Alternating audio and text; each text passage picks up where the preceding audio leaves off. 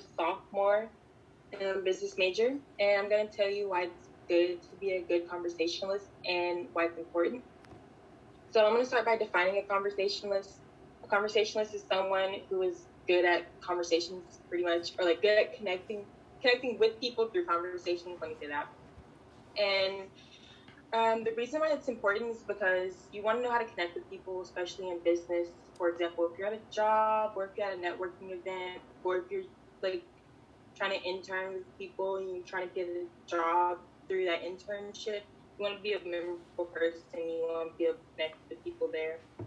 So that's why it's important. So I'm going to tell you 3 reasons why it's important.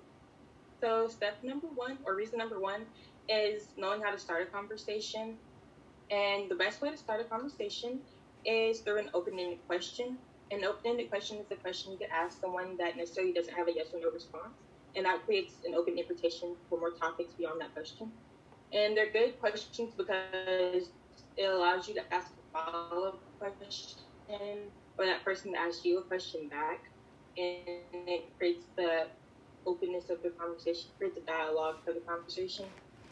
And things like questions you want to avoid are response, and that kind of cuts off the invitation to have a conversation or open the conversation up more outside that yes or no response.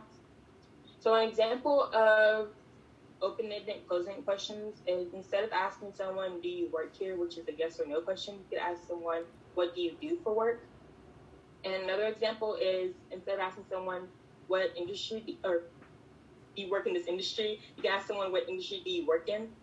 So you can see the difference between the other two set of questions that have yes or no responses that could just easily respond with a yes or no, and that's it. Versus if you ask the other two that expound beyond, oh, yes, I do work in this industry, and then go on beyond that.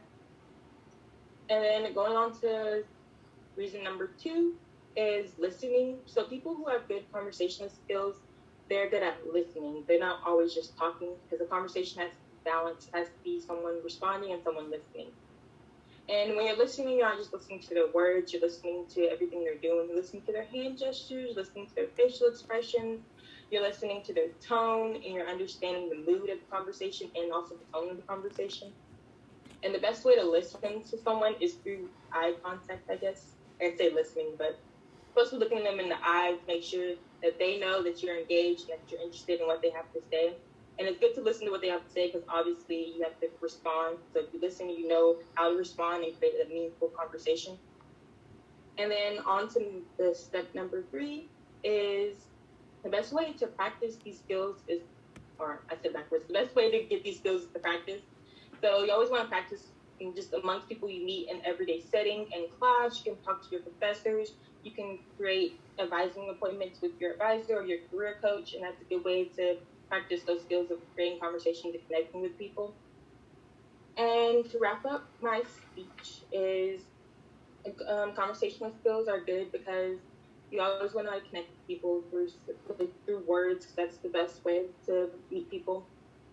And sorry, I should have spoke. And it's best to be able to meet with people and become memorable, because you always want to be that memorable person that sticks out, especially if you're trying to get a job, or if you're interning, or if you're with a professor, if you need a recommendation letter, you want to be a person that they can remember and have something good to say about you. And the best way to achieve those goals is through starting conversation, through asking questions and opening up the conversation with a question, listening, being able to make eye contact with them, paying attention to their body language, paying attention to things that they're doing and the things that they're saying. And third way is to practice. That's the best way to build those skills that you will need once you get outside this college setting and get into like a work environment and get into more professional setting, networking events. You have to practice those skills. So that's my speech. Thanks for listening.